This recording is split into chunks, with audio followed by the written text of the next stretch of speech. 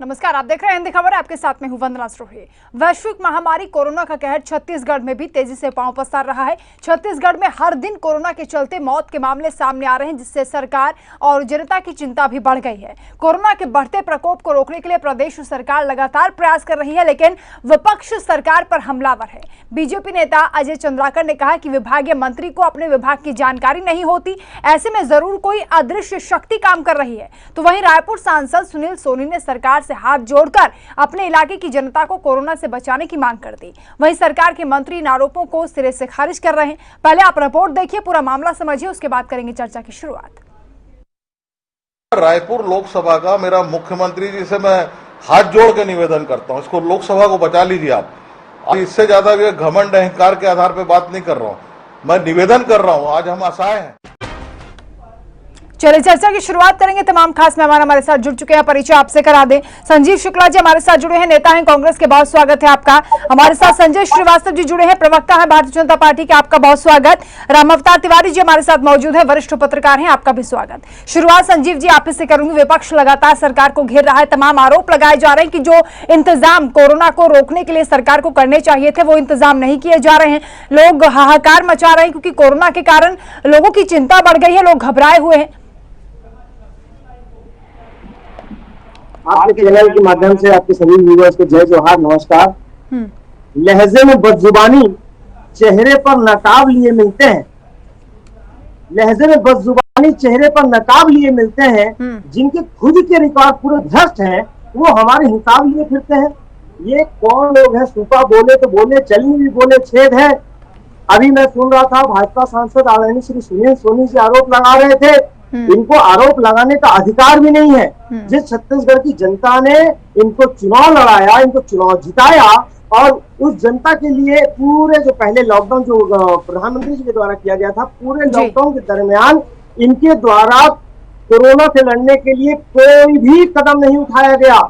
जनता की सेवा करने के लिए कोई भी कदम नहीं उठाया गया। किसी प्रकार से ये अपने घर से बाहर निकले नहीं। ये केवल महाभारत के संजय के रूप में आंखों देखा हाल धृतराष्ट्र रूपी अपने नेताओं को बता रहे थे। तो उससे नहीं होता। जनता ने आपको चुनाव जिताया है। पीएम केयर्स में दान देने के बजाय अगर आप अपने सांसद निधि का पैसा छत्तीसगढ़ के मुख्यमंत्री राहत कोष में देते, जो छत्तीसगढ़ की जनता के काम आता, जिस जनता ने आपको चुनाव जिताया, आपने वहां पर एक पैसा नहीं दिया। छत्तीसगढ़ की जनता का अधिकार था आपकी सांसद निधि पर आपने उसको अपने झूठी वाहवाही और नेताओं के सामने में अच्छा बनने के चक्कर में उसको लुटा दिया। कोई योगदान आपका नहीं रहा।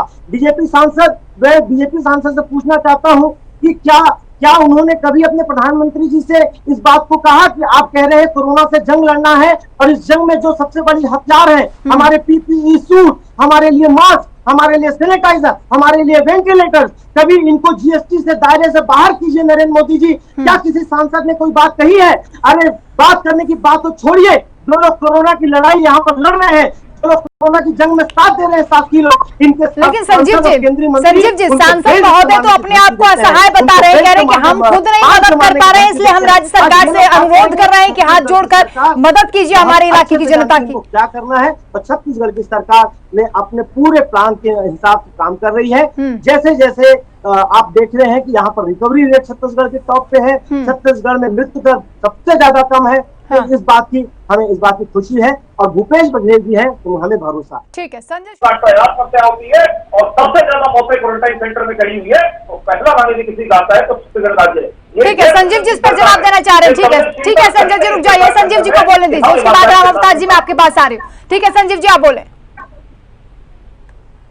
भाजपा प्रवक्ता हालांकि भाई है, लेकिन मुझे ऐसा लग रहा है कि भारतीय जनता पार्टी को कोरोना वीर से ज्यादा बयानवीर बनना ज्यादा अच्छा लगता है। ये लोग पहले दिन से केवल और केवल बयानबाजी कर रहे हैं, बयानवीर की तरह सामने आ रहे हैं। अभी एक आदरणीय संजय भैया कह रहे थे कि टीएस सिंहदेव जी ने बार बार ट्वीट करके बताया कि छत्तीसगढ़ में संक्रमण बढ़ने वाला है, उससे एहतियात बरतना चाहिए। जब इन्होंने टीएस सिंहदेव जी की बात को इतना सीरियसली लिया, बहुत अच्छी बात है, उनकी बात को आपने सीरियसली लिया। राहुल गांधी जी की बात को यदि अगर आपने नरेंद्र मोदी जी सीरियसली ले लेते, और नमस्ते ट्रंप की जगह जो आज सुनील सोनी जी हाथ जोड़ रहे हैं छत्तीसगढ़ के मुख्यमंत्री के सामने, अगर ऐसा ही हाथ अगर आपके नेता ट्रंप के सामने जोड़ लिए होते तो आज आप देश में कोरोना आ ही नहीं पाता। आपने उनको आमंत्रित करके बुलाया है। छत्तीसगढ़ से नहीं आया कोरोना, ये भारत देश की किसी राज्य की बीमारी नहीं है कोरोना, ये वैश्विक बीमारी है, ये अंतरराष्ट्रीय बीमारी है, ये दूसरे देशों से आई है। जिस समय देशों को लॉकडाउन करना था उस समय आप लोग मध्य प्रदेश में लोकतांत्रिक सरकार को गिराने में व्यस्त थे। उस समय आपको कोरोना की जब सुनामी के बारे में राहुल गांधी चेता रहे थे तो आपने सबने राहुल गांधी का मजाक उड़ाया। आपने कहा कि राहुल गांधी को डर लगता है तो चले जाए नानी, जो कई सारी बातें कही। और आज आप लोग यहाँ पर कोरोना की बीमारियों की संक्रमण की संख्या के बारे में बात कर रहे हैं। आप सबको तो राहुल गांधी से माफी मांगना चाहिए। मैं कहता हूँ राहुल गांधी से नहीं संजीव जी, देश के सामने। संजीव जी, बीजेपी का आरोप है कि शुरुआती दिनों में छत्तीसगढ़ में शून्य के बराबर कोरोना के मामले थे, लेकिन धीरे धीरे ये मामले लगातार बढ़ते जा रहे हैं, सरकार नियंत्रित नहीं कर पा रही है। संजीव जी, 1500 बेड की व्यवस्था छत्तीसगढ़ राज्य ने करी है और मैं दिल से भगवान से इस बात के लिए प्रार्थना करता हूं कि वो 21,500 बेड कभी न पूरी हो, वो 21,500 बेड पूरी की पूरी हमेशा खाली रहे, उसको भरने की नौबत कभी ना आए। लेकिन मुझे इस बात का दुख है कि छत्तीसगढ़ में यदि कुछ मौतें हुई भी हैं तो ये भारतीय जनता पार्टी और विपक्ष के लोग इस बात की खुशी मना रहे हैं क्योंकि इनको कोई मुद्दा मिल गया, कि ये अभी तक मुद्दा विहीन थे। 4-4.5 महीने हो गए, कभी उन्होंने अपील करके बुलाकर बैठाया, कभी सार्वजनिक रूप से मुझे बताते तो मैं इस डिबेट के अंदर में दूसरे शब्द नहीं कहूँगा। ठीक है, सर्वदलीय बैठक नहीं हुई, चाहिए बैठे विचार करें, इम्प्लीमेंट करते हैं क्या करना। ठीक है, संजीव शुक्ला जिस पर जवाब देना चाह रहे हैं, बोलिए सर।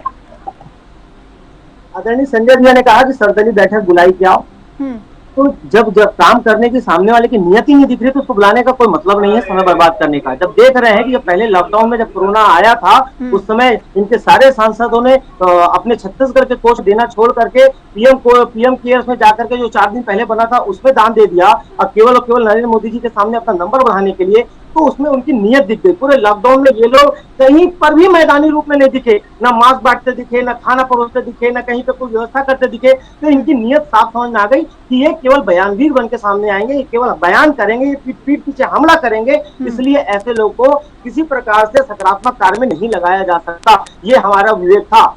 दूसरी बात, आदरणीय राम अवतार तिवारी जी ने बहुत अच्छी बात कही कि आरोप प्रत्यारोप के बीच में ये तो पता चल पाए कि सरकार क्या कर रही है आर्थिक व्यवस्थाओं के लिए, क्योंकि लॉकडाउन है, बिजनेस बहुत कम है। तो मैं आपको बताना चाहूंगा और ये सर्वज्ञ है इस बात को कि छत्तीसगढ़ ही एकमात्र ऐसा राज्य है जहां पर राजीव न्याय योजना के तहत किसान परिवारों तक 18 लाख किसान परिवारों तक 10-10 हजार रुपया एक किस्त में, फिर उसके बाद दूसरी किस्त में ऐसे पैसे पहुंचाए गए ताकि बाजार मार्केट वैल्यू बनी रहे। और उसके बाद अभी आप देख रहे हैं गोबर बिक्री केंद्र के माध्यम से जो ग्रामीण व्यवस्था है उसको सुचारू ढंग से उसको सुचारू रूप से चल सके। इसलिए ये सारी चीजें, मुझे ऐसा लगता है कि छत्तीसगढ़ में किसी प्रकार से कोई ऐसी अव्यवस्था नहीं फैली। अब मैं एक जवाब आदरणीय संजय जी और चाहता हूँ, ये कह रहे हैं कि हम विपक्षी हैं, हम बयान देंगे, हम हमला करेंगे। अरे भाई, आप विपक्षी हैं, आपका काम है हमला करना नहीं है, हम आपके दुश्मन नहीं है। आपका काम है हमारे साथ आकर के, हमारे पास आकर के अपनी कार्यनीति, अपनी कर्म नीति बताना। तो पहले बैठक बुला लीजिए। एक मिनट, मैं आखिर 10 सेकंड लूंगा।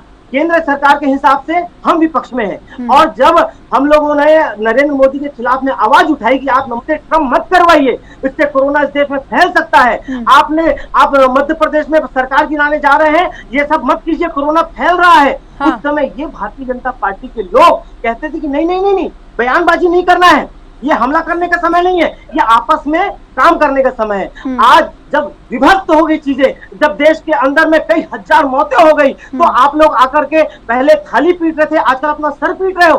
पूरे देश की जनता आज कह रही है कि बीजेपी सांसदों की क्या पहचान, पूरे के पूरे नाकाम और नकारा है नाकाम। संजय जी, जवाब देना चाहेंगे आप? देखिए, जवाब इसका को क्या जवाब दें? उन्होंने कहा कि इनकी नियति ठीक नहीं है। हमने तो सर्वदलीय बैठक को आपको बुलाने से भी डरते हैं। यानी आपकी 30,000 करोड़ रुपया प्रधानमंत्री जी से छत्तीसगढ़ के हित के लिए कोरोना से लड़ने के लिए मांगे हैं। मैं आदरणीय प्रवक्ता जी से पूछना चाहता हूं, क्या ये आपके स्टूडियो में इस बात को एक्सेप्ट करते हैं कि वो नरेंद्र मोदी जी से इस बात को आगे बढ़ाएंगे, इस बात की मांग करेंगे, छत्तीसगढ़ का अधिकार दिलाएंगे? आपसे मांग कर रहे हैं, क्या वो शपथ लेते हैं इस बात की? राज्य सरकार से मांग कर रहे हैं। आज आपके स्टूडियो में शपथ ले, सरकार से मांग कर रहे हैं 30,000 करोड़ रुपए जो मांगे हैं उसको दिलवाने के लिए ये लोग मुहिम चलाएंगे, आंदोलन करेंगे। लीजिए शपथ, तब दिखेगी आपकी है या नहीं है। संजय जी, जवाब दीजिए जल्दी से।